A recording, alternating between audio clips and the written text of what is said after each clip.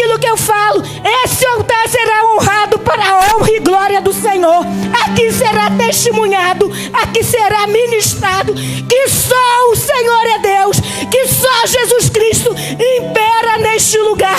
Tudo aquilo, meu Deus e meu Pai, que macula o Espírito Santo de Deus, que macula o Espírito Santo de Deus, que envergonha o nome do Pai, do Filho e do Espírito Santo, está destronado deste lugar. Está destronado deste lugar. Porque nós podemos dizer e falar e gritar e dizer: Jesus Cristo é o dono deste lugar. Jesus Cristo é o dono da nossa vida. Jesus Cristo é aquele que liberta, que cura, que batiza, que transforma. E há de fazer uma nação forte, uma nação como nunca se viu em todos os cantos dessa terra. E meu Deus e meu Pai, colocamos a sua igreja em suas mãos. Entregamos, Senhor, todos aqueles, Senhor, meu Deus e meu Pai, que professam e falam que Jesus Cristo é o Senhor, para a honra e glória de Jesus aqui na terra para todo sempre. Amém.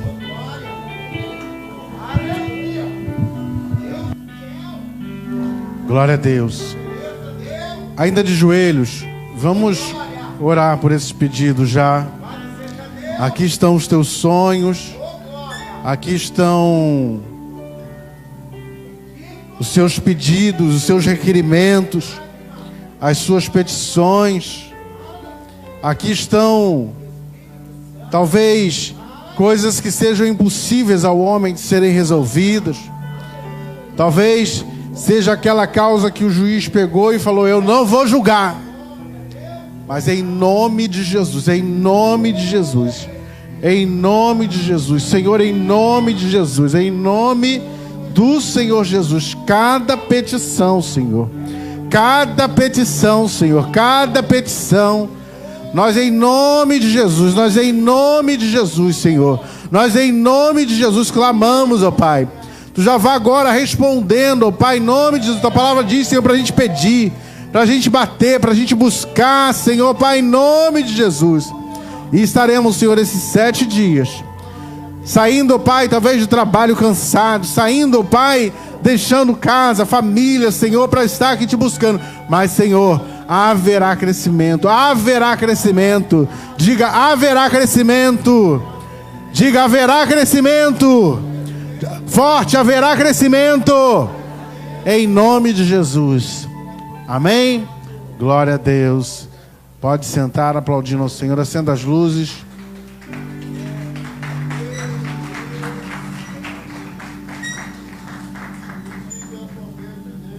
Amém?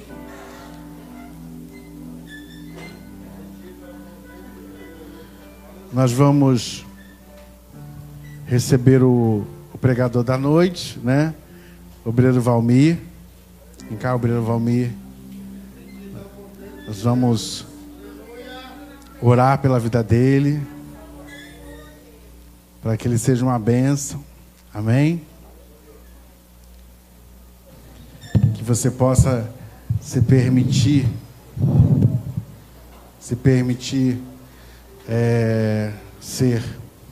receber de Deus aqui nessa noite aquilo que Ele tem para você. Amém? Vamos estender a mão para o obreiro Valmir, que ele seja usado, que ele seja um homem de Deus. Amém?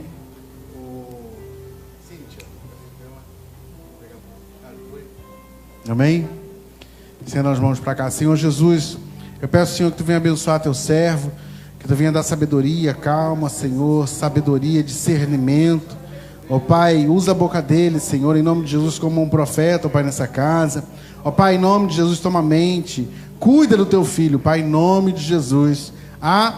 Amém, glória a Deus. Amém, obreiro Valmir, que o Senhor possa te usar. Amém. E não fica nervoso. Eu trouxe uma coisa também. Cadê, gente, a água? Oi, foi pegar? Porque o obreiro Valmir, ele nunca deixa eu ficar sem água. Se eu tiver com água aqui, se eu estiver pregando, ele não deixa. Ele não deixa faltar café, ele tem todo um cuidado. Então hoje eu que vou trazer água para você. Tá bom? Deixa eu ir lá. Pega lá. Pega esse ônibus aí. Ele sempre não vai. Às vezes eu chego precisando de um café, o café já está lá quentinho lá na sala já. Então hoje eu vou te servir. Amém?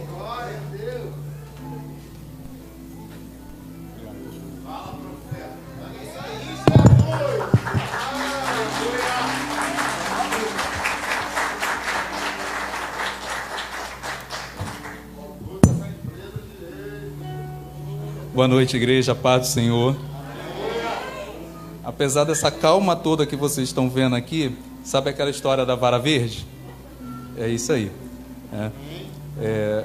Essa semana eu estava me recordando de um tempo atrás, o pastor Fábio, passando por mim ali aqui atrás, né, perto do bebedouro, falou assim: Valmir, você vai pregar, hein? A minha primeira resposta foi: é ruim, hein? Aí... no dia do culto de ministérios, quando ele estava anunciando aqui essa semana, né, de oração, eu tinha ido na secretaria, e quando eu voltei eu peguei o finalzinho do anúncio, né, quando ele falava assim: vou colocar pessoas que nunca pregaram para pregar, né? E eu estava ali na escada descendo e ouvi uma voz falar uma coisa rápida e forte comigo.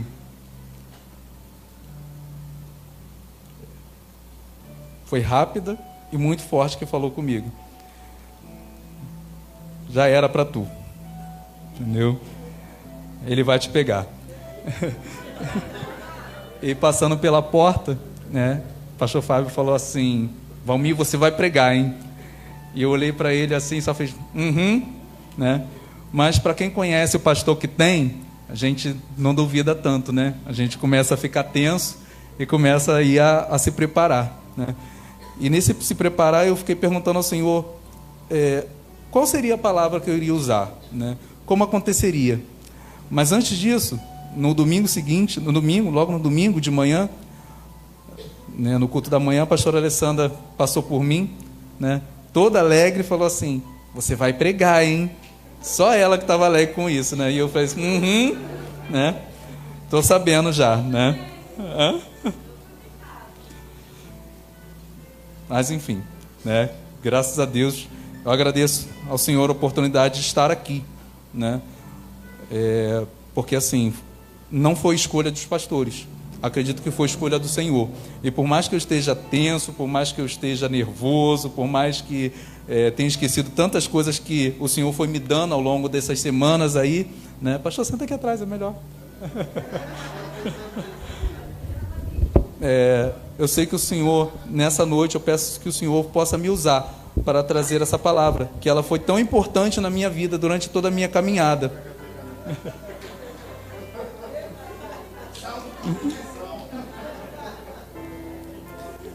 Que ela foi tão importante durante toda a minha caminhada cristã, né? Quando eu ouvi essa palavra pela primeira vez, ela me tocou muito, né? E eu pedi ao Senhor, que na verdade eu já tinha preparado ela para uma oportunidade, mas oportunidade você faz em 3 minutos, né? Não faz uma pregação, né? Então eu pedi ao Senhor que pudesse me direcionar para poder fazer tudo isso. Saiu um esboço de 4 folhas, né? Que eu acho que daí em 10 minutos acho que eu resolvo isso, tá? Então a passagem se encontra em Mateus 14, de 13 a 21, que fala sobre a multiplicação dos pães e dos peixes, tá? Essa passagem ela foi de forma tão expressiva na vida dos discípulos, né, que ela é relatada nos 4 evangelhos, que estudando parece que é a única passagem que é relatada nos 4 evangelhos, o único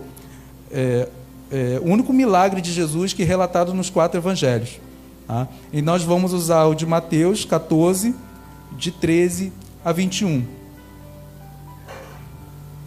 Jesus, ouvindo isto, retirou-se dali num barco para um lugar deserto à parte. Sabendo, as multidões vieram das cidades, seguindo-o por terra.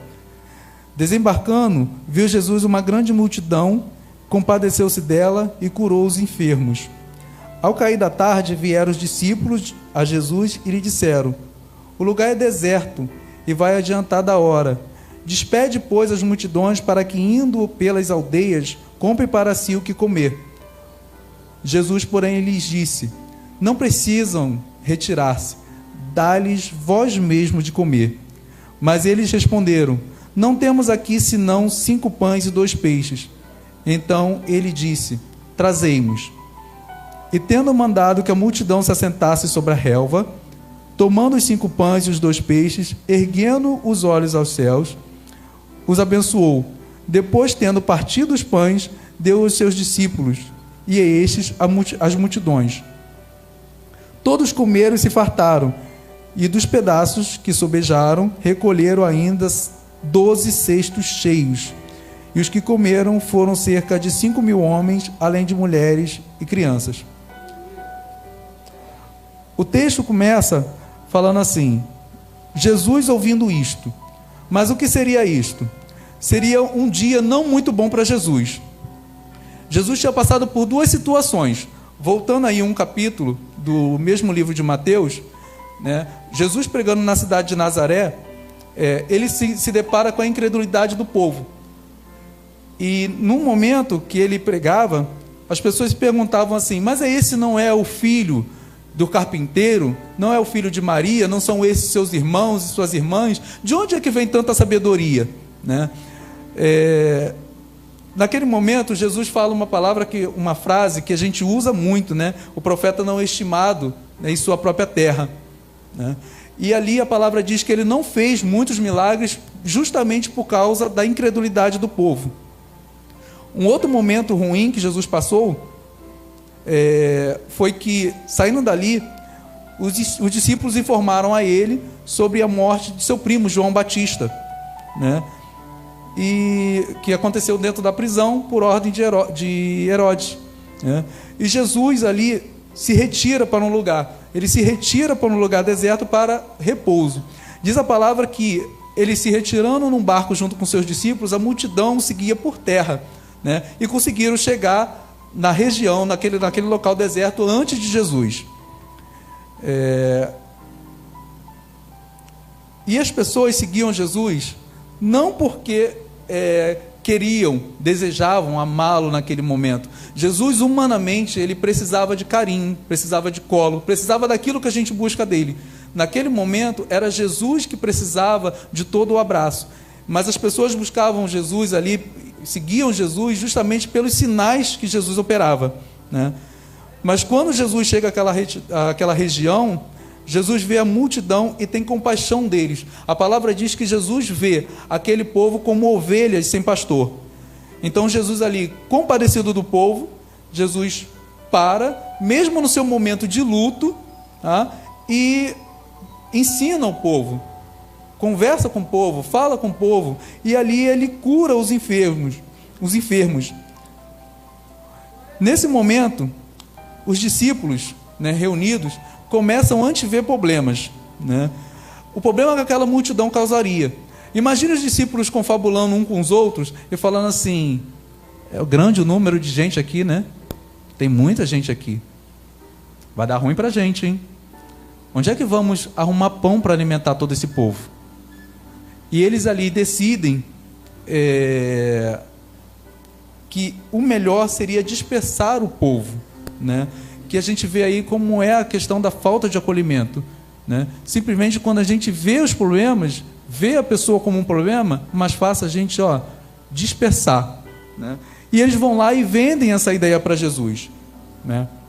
Um primeiro ensinamento que eles nos dão é que dispersar o povo é fugir da responsabilidade, que é uma prática que a gente faz muito nos dias de hoje, né? A gente tenta fugir da responsabilidade.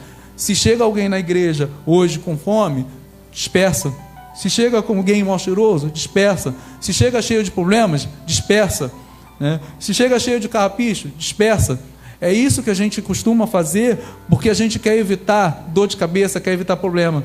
A falta de acolhimento continua, né, nos dias de hoje, e a gente, né, às vezes pode ter trazido isso de um pequeno momento de deslize dos discípulos. É melhor dispersar do que acolher aquele problema. É melhor dispersar do que ter um pouco de dor de cabeça.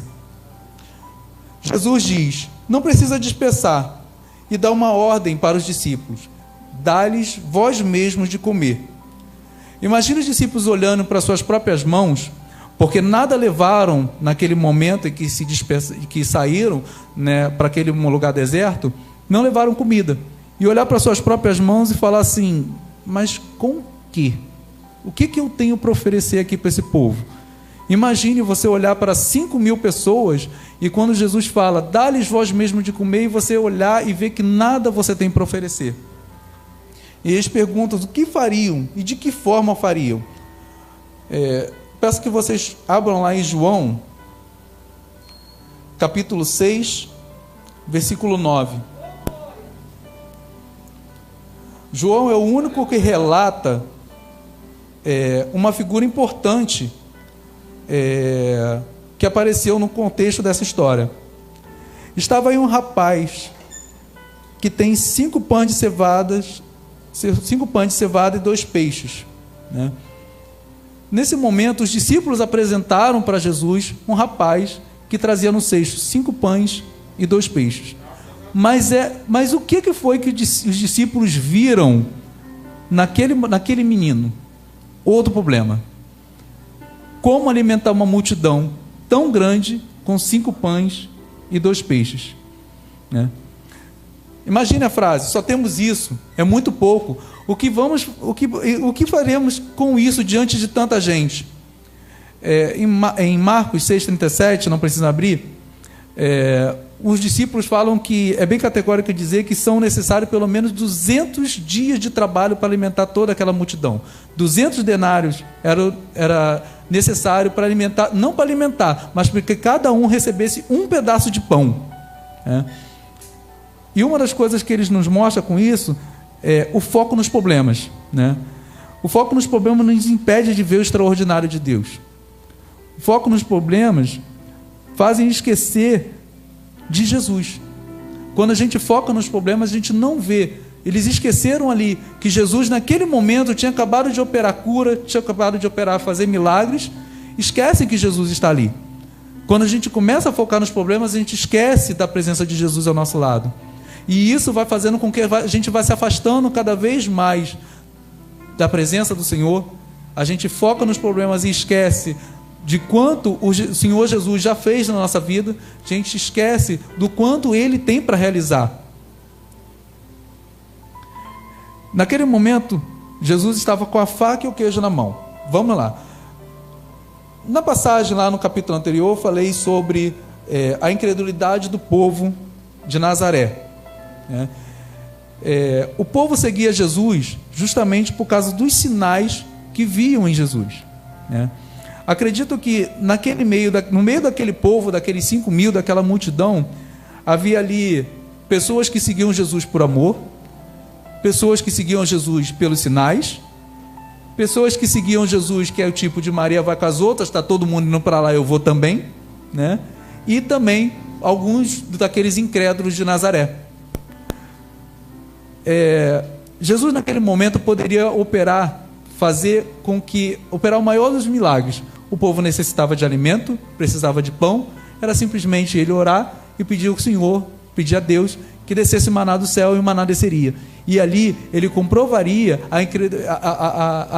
a sua onipotência. Ali ele mostraria para aqueles incrédulos quem ele era de verdade, né? Mas só que Jesus não faz dessa forma, porque ele entende que ele não precisa se justificar.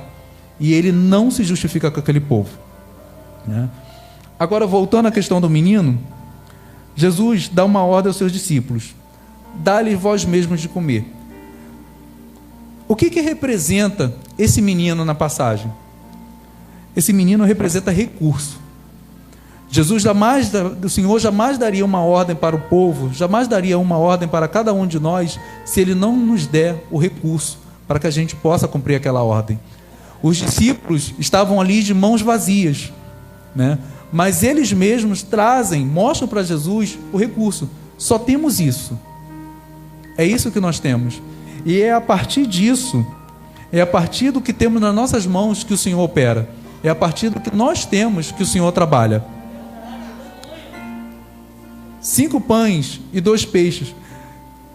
Imagina o pensamento dos discípulos naquele momento, de dizer assim, uma frase que a gente fala assim, comumente, né? Vamos ter que fazer milagre com isso. né? Só que nós temos que entender uma coisa: não somos nós que fazemos o milagre. Quem faz o milagre é Jesus. Ele pede que a gente se despreocupe. Vá lá, se despreocupa. Quem vai fazer o milagre sou eu. O nosso papel não é fazer milagre. O nosso papel é distribuir. É para isso que o Senhor nos chama, para distribuir, para entregar.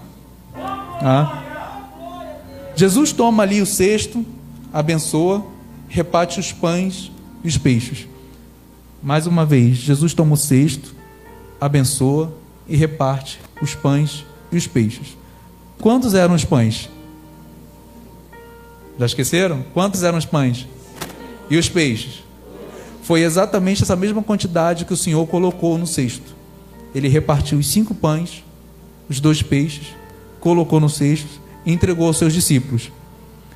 Entenda uma coisa: a multiplicação não aconteceu no momento em que Jesus abençoou aqueles elementos. A multiplicação aconteceu no momento da distribuição. O milagre aconteceu naquele momento em que os discípulos tinham que partilhar aqueles 5 pães e 2 peixes. À medida que iam distribuindo os elementos, eles se multiplicavam. Às vezes, o que temos para entregar é tão pouco, mas quando colocamos Jesus no negócio, esse pouco se multiplica, a ponto de alimentar multidões.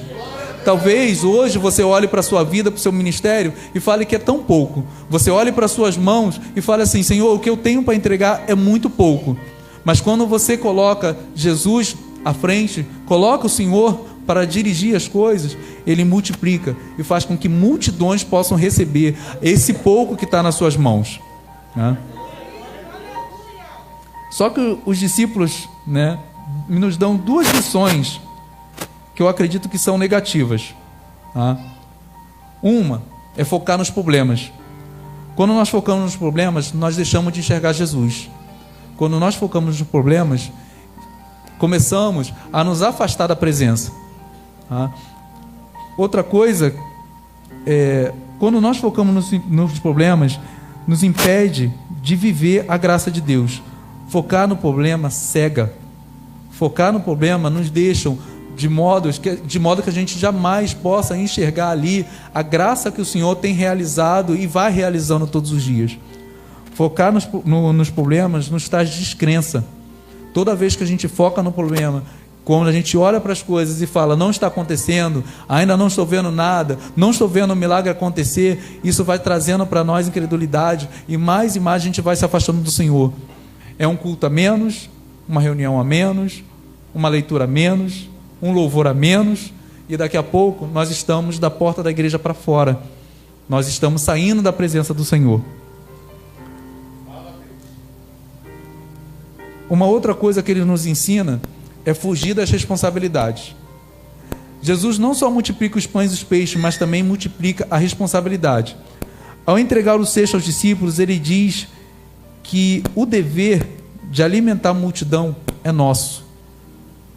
Quando Ele entrega o cesto com 5 pães e 2 peixes, Ele diz para os discípulos: vocês têm a obrigação de alimentar multidões.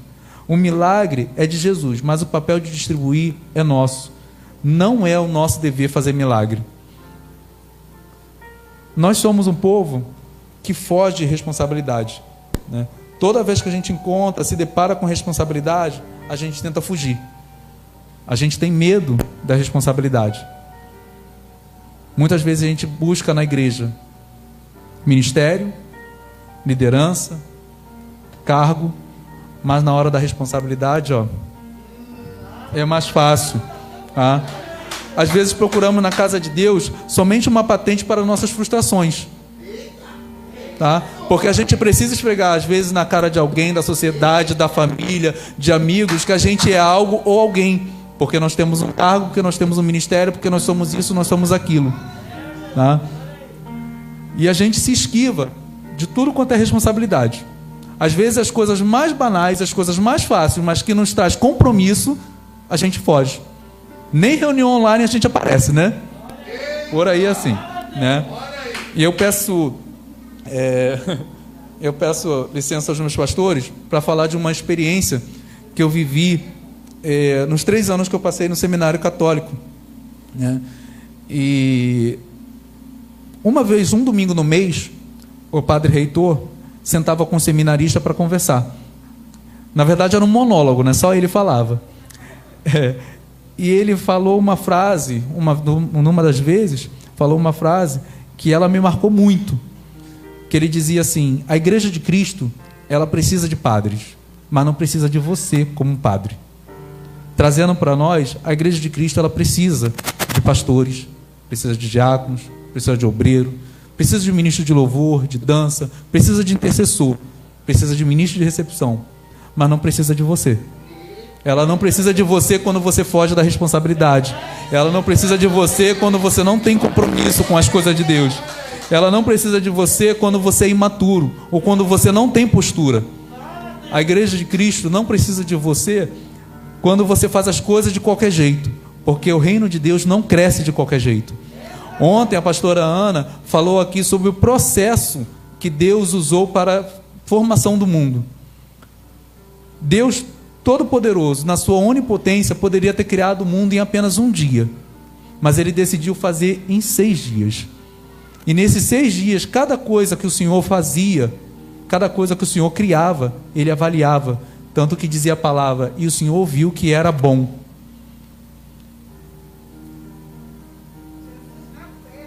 Isso a gente vê como Deus é processual. Mesmo na sua onipotência, Ele prefere usar o tempo, avaliar as coisas e fazer as coisas de modo que pudesse se encaixar uma com as outras. A pastora Ana falou, né, que ontem, que Deus não criou o homem antes do mundo, né, porque sabia que o homem necessitava de alimento, precisava de um lugar, precisava de abrigo, precisava de água. Tudo isso foi criado antes do homem, né. Vamos abrir lá em João 6, 12 e 13. E quando já estavam fartos, disse Jesus aos seus discípulos: recolhei os pedaços que sobraram, para que nada se perca. Assim, pois, o fizeram, e encheram 12 cestos de pedaços de 5 pães de cevada que sobraram dos que haviam comido. Pergunto a vocês: os discípulos tinham fome? Vocês acreditam que os discípulos tinham fome? Os discípulos saíram junto com Jesus, passaram aquele tempo todo no deserto, trabalharam ali alimentando as multidões. Eles também sentiram fome. Em algum momento eles também sentiram fome.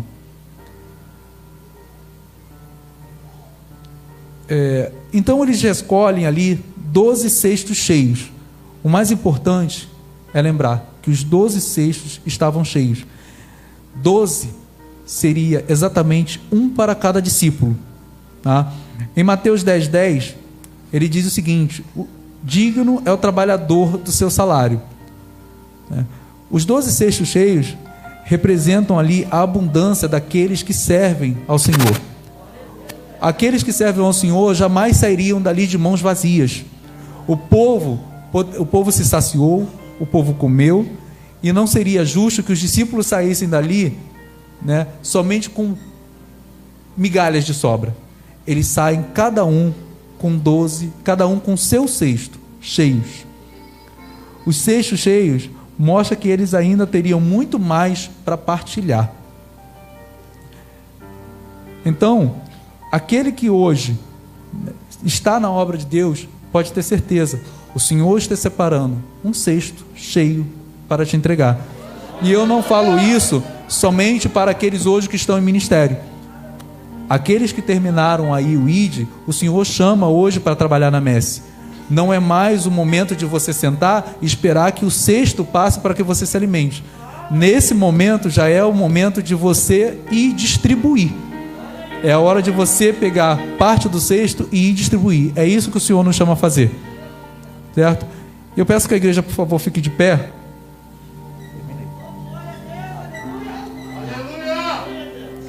E peço que vocês estendam suas mãos, né? E olhem para suas mãos. O que vocês têm nas mãos hoje para distribuir? O que vocês têm nas mãos hoje para poder entregar? Talvez vocês olhem para as mãos de vocês e as mãos estejam vazias. Ou talvez as mãos de vocês estejam aí com menos do que 5 pães, com menos do que 2 peixes. Mas é isso que você tem que entregar para o Senhor. Tá? Fechem a mão de vocês como se formassem um cesto. Formando um cesto, entrega ao Senhor. Entrega ao Senhor o que vocês têm. São 5 pães? São 2 peixes? Ou talvez não seja 5 pães e 2 peixes. Mas o Senhor hoje recebe da mão de vocês aquilo que vocês têm. Abençoa. E depois de abençoar, Ele entrega a vocês, a cada um de nós, de volta. Entregando de volta, Ele diz assim: vá lá e distribui. E entrega isso que você tem. Porque eu já multipliquei, eu já abençoei. E o povo está esperando que o seu cesto possa passar. Não guarde o cesto com vocês. Não leve o cesto para casa. Não pense que o pouco que vocês têm no cesto, vocês têm que guardar numa despensa para que esse mantimento se mantenha para você. Esse mantimento é para entregar, é para distribuir. Hoje o Senhor nos chama não mais para ficarmos parados, sentados, esperando que passe um cesto, mas pede que cada um de nós possamos distribuir e entregar aquilo que nós temos. O que você fez com o seu dom? O que você fez com o seu talento? Talvez hoje que você olhe para suas mãos e veja aí uma terra. A terra onde você enterrou um talento, enterrou um dom. Ou talvez você veja nas suas mãos, nesse cesto, uma chave. A chave onde você guardou dentro do baú tudo aquilo que o Senhor te deu. Dons e talentos para que você possa servir. Hoje o Senhor chama a abrir, desenterrar os seus talentos. O Senhor chama a abrir esse baú e colocar para fora tudo aquilo que o povo lá fora está esperando de cada um de nós, o que requer de cada um de nós. Que nós possamos hoje viver essa entrega. O Senhor já entregou o cesto de volta em nossas mãos. E simplesmente Ele vai lá e fala: entrega. O milagre não é feito por você. O milagre é feito por mim. Assim diz o Senhor: o milagre é feito por mim. A nossa parte é somente entregar.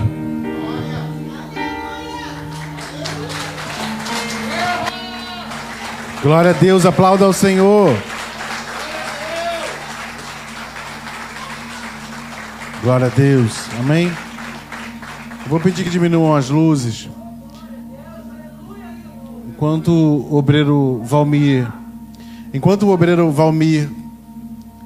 finalizava, eu via os pastores e os oficiais entregando cestos aqui no meio.